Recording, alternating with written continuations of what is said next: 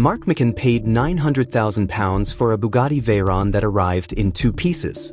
Gearbox shattered, transmission shipped to Holland, a replacement being sourced from a man in Spain who bought it from someone in Australia who was building one car from 2 wrecked ones. Matt Armstrong paid less. Exactly how much less hasn't been confirmed publicly, but the gap is meaningful. Got a complete car, rolled it into his workshop on a Monday, found the gearbox fault before the day was out, and fixed it with a fuse from Halfords. Same dream, same brand, same country, same year. Completely different results. And the question everyone watching both channels is asking, in the comments, in the community posts, in the replies to Mark's own comment on Matt's video, is the one nobody has actually sat down and answered properly. Who made the better decision? Not who got luckier. Not who spent less. Not whose car looks better in the thumbnail. Who made the better decision? Stay with me, because by the end of this video the answer is going to be more complicated than you think, and it's going to tell you something important, not just about Bugattis, but about how you approach a high-stakes decision when the information is incomplete, the manufacturer won't help, and everyone around you thinks you've lost your mind. Before the comparison, you need to understand what both men were actually buying. The Bugatti Veyron is one of 450 built between 2005 and 2011. Not designed to capture a market segment or start a model range. Built to answer a single question: can we build a road car with 1,000 horsepower, 16 cylinders, 8 liters, 4 turbochargers, and a top speed of 253 miles per hour? It was the first production road car in history to achieve 1,000 horsepower. A car you could buy from a dealer, insure, register, and drive to the shops. Today, working examples sell for over £1.5 million when you can find one. Mark found one. A silver Veyron with a shattered gearbox. The transmission housing cracked in 2 places, the car separated at the chassis joint.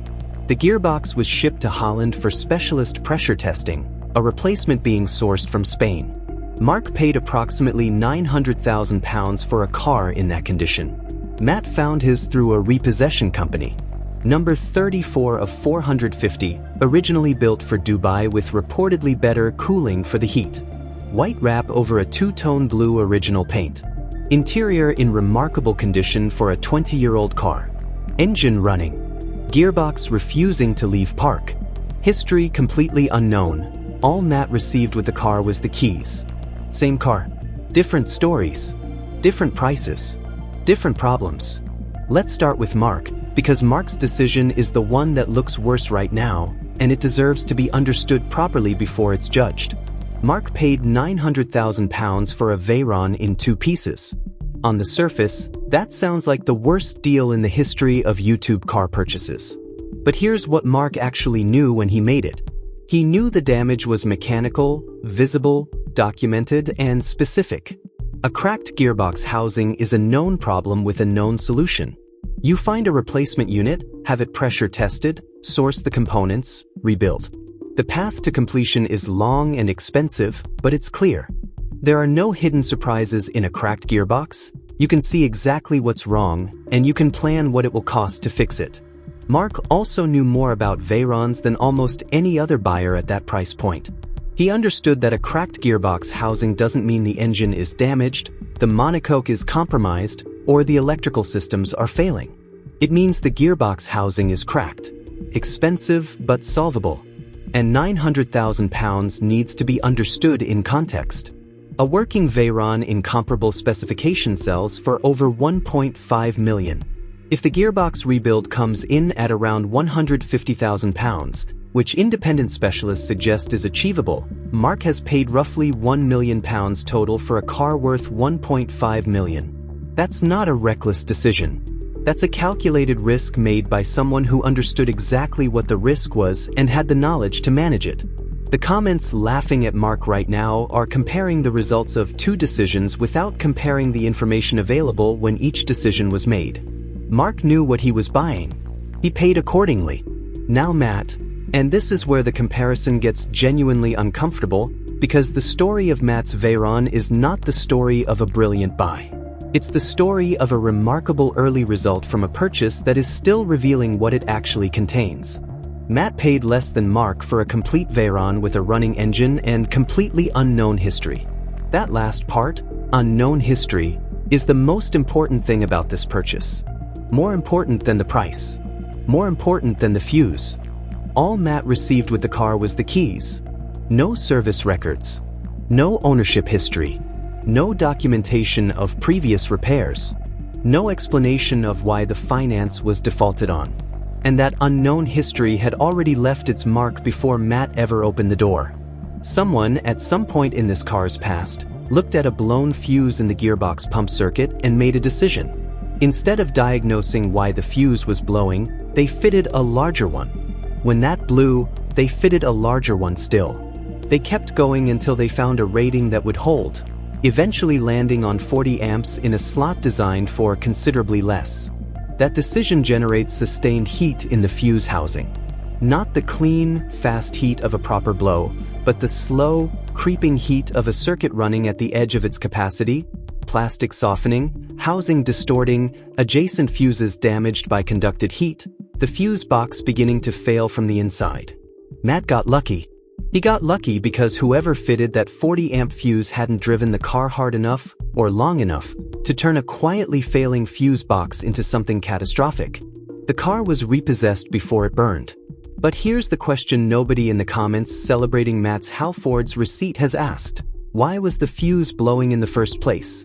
Fuses don't blow by themselves.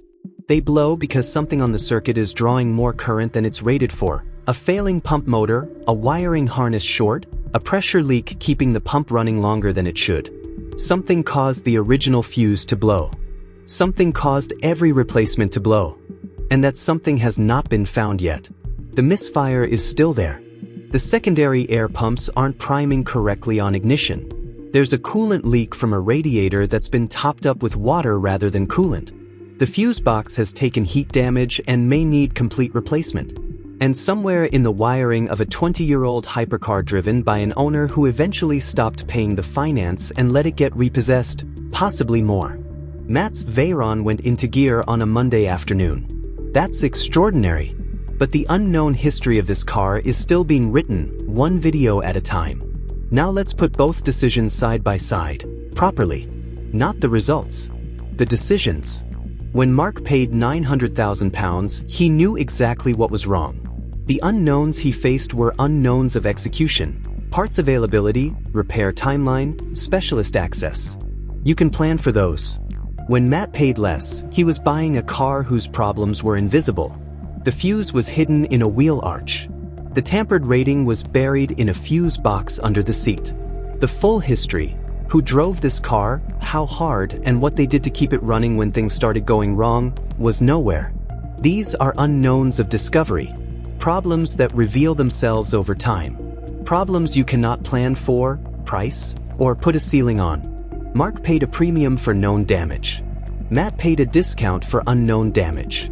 In risk terms, known damage is almost always preferable at comparable price points, because you can price it. Unknown damage is a liability with no ceiling. There's one more thing the comments have missed. When both cars are finished, Mark's will be worth more than Matt's. Not because it's a better car, but because provenance matters in the hypercar market. A Veyron with a documented independent rebuild, clear history of what went wrong, what was done, by whom, is a car a future buyer can understand. A Veyron with a repossession history, a tampered fuse box, a previous owner who fitted wrong-rated electrical components, and a misfire that took weeks to diagnose is a car that raises questions. And at £1.5 million, buyers pay for the car that doesn't raise questions. That said, Matt isn't buying this car to sell it. He wants to drive it to Monaco this summer. In that context, the financial analysis is largely irrelevant. He paid less, he got a running car, and he has a goal. The problems are real, but they're manageable. And the fuse, while not the end of the story, was a beginning almost nobody expected. So who made the better decision? Here's the honest answer. They made different decisions, for different reasons, with different information, toward different goals, and both of them were rational. Mark is a buyer who needs to understand everything. He paid for certainty of problem because certainty of problem can be planned for. When his Veyron is finished, he'll know that car in a way almost no other owner in the world does. Every component considered, every repair documented, the story clean and complete. Matt is a buyer who thrives in uncertainty. He's built his entire career, from a Golf GTI in a driveway to a Bugatti in a Leicester workshop, on turning unknown risks into remarkable outcomes. The fuse wasn't only luck. It was the product of a methodology. Follow the fault, check the basics. Don't assume the expensive answer is the right one. What neither of them did, and this matters, is what most people would have done. Most people confronted with a 900,000-pound broken Bugatti or a repossessed hypercar with no history would have walked away. The risk is too great. The knowledge required is too specialized. The manufacturer won't sell parts. The problems are too many and too uncertain. Mark and Matt both looked at cars everyone else walked away from and asked a different question. Not, is this too difficult? But what is the actual problem and can I solve it? That question, asked consistently, filmed transparently, shared with millions of people every week, is why both channels grow regardless of what the cars are doing. Mark's Veyron is in Holland. The gearbox is being pressure tested. The path is long and the bill will be significant, but the outcome isn't in doubt. Matt's Veyron is in Leicester with a working gearbox, a persistent misfire, a damaged fuse box, and a coolant system topped up with water. The outcome isn't in doubt either, but the journey is going to produce more surprises before it's over. 2 Bugattis, 2 decisions, 2 completely different paths to the same destination.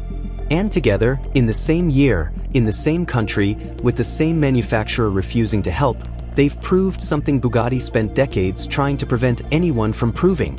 The knowledge required to work on these cars was never exclusive.